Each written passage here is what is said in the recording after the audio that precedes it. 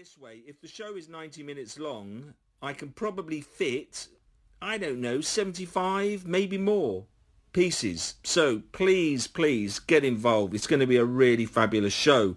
Okay, at the top of the show we featured the artist Trevor Diebel and The Office for Personal Development, featuring world exclusive airings of tracks he's recorded recently. Well, now we're about to enter another feature. This time it's the trio Rainbow Skull, flying the flag for the slacker generation here in the 21st century. We're going to be chatting with them, and we're also going to hear a series of tunes recorded exclusively pre-lockdown from the living room.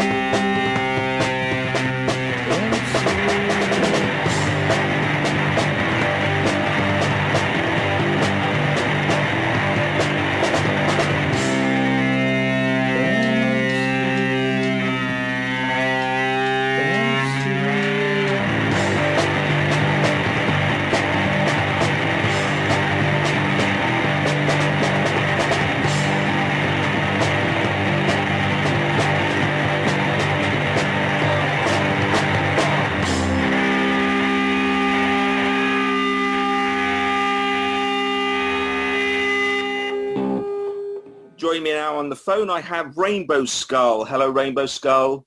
Hello. Hello. How did you find it going back to a music of your youth? Did you have to find that energy? Is it like riding a bike, once a slacker, always a slacker? Or did you actually have to find that energy? For me, it was as soon as I'd plugged in the Jazzmaster and the Big Muff pedal, it all came flowing back. Because I never practiced guitar anyway. I've made very little go quite a long way over the years. So it wasn't like I was going rusty or anything, because I'd never got to the point where I wasn't rusty, if you see what I mean. So for me, it was pretty straightforward, but I don't know for you, Jeff, because you'd not played anything like that. Yeah, it was very different for me, because back in the 80s and 90s, kind of first time around, I was a drummer, so I was always at the back, always, just playing the drums. I had very little to do with the kind of songwriting process and, being kind of front of stage. But kind of over the years, I've been kind of dabbling on my own in the bedroom kind of thing. And when I joined up with Alex, I started writing songs for the first time. And then when we started playing live, it was literally the first time that I'd played live, playing guitar and singing, although played live many times in a different capacity. So yeah, it was very different for me. A lot of the songs that we play were actually written before I was born, I think.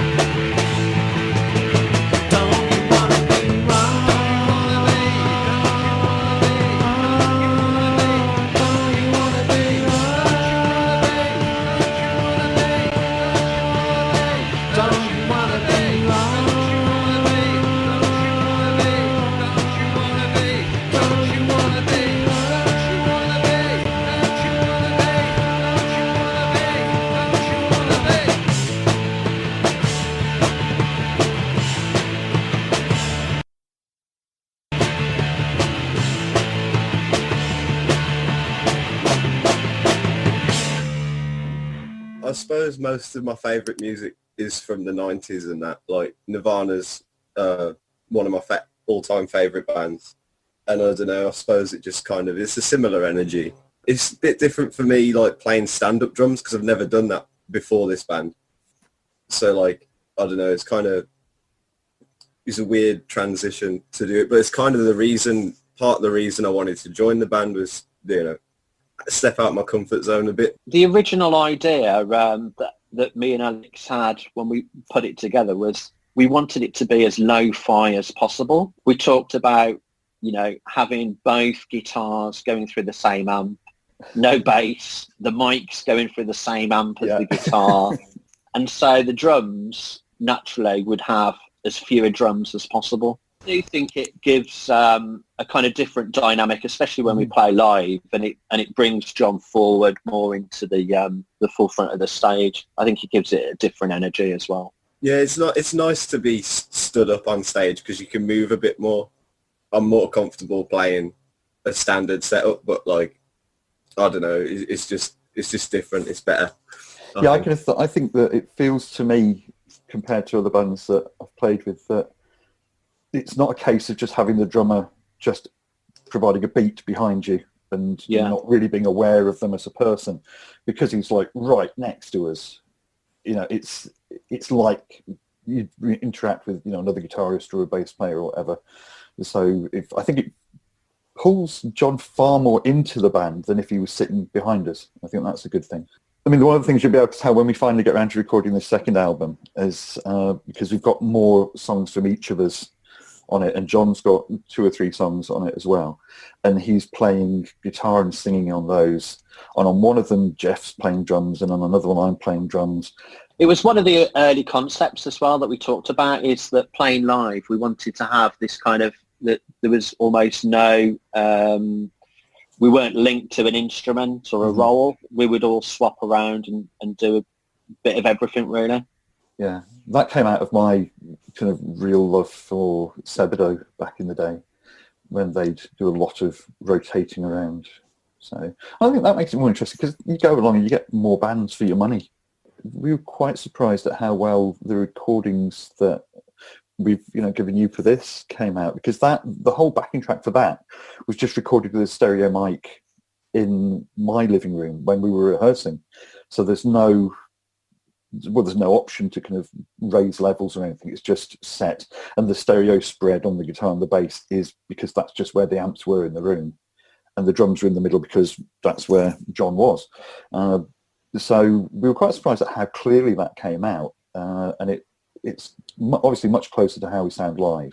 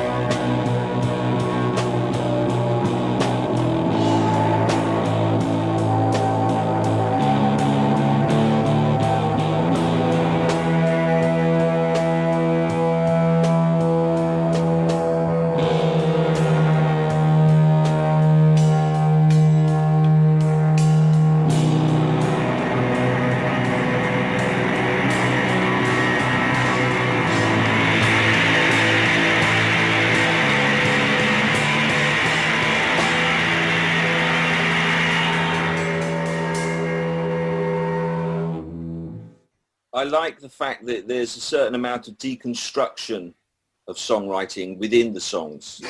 The song being a good example. We're about to play it. What can you tell us about the song? That came out of right at the start when we were doing the kind of rough demos. That's one of the songs that I wrote for the band. And I'd recorded this very rough demo, which was really just me kind of clapping for the beat and playing just the little guitar part. And I didn't have any lyrics. I just sort of sang nonsense over the top. So I was like, the melody goes like this and the words go like this, blah, blah, blah. And then I recorded then other parts going, and maybe there's a harmony. And the original version had me with a little shaker as well, and going, and the shaker comes in here and stuff. And we started working it up, and then it was like, okay, we better write some lyrics for it. And Jeff was like, no, those will do. Those are good lyrics. So it's ended up being a song about writing the song. But yeah, the song is about the song as it was being written. It's also the only song that I sing on. Yes. So far. At the moment, yeah. At the moment, yeah.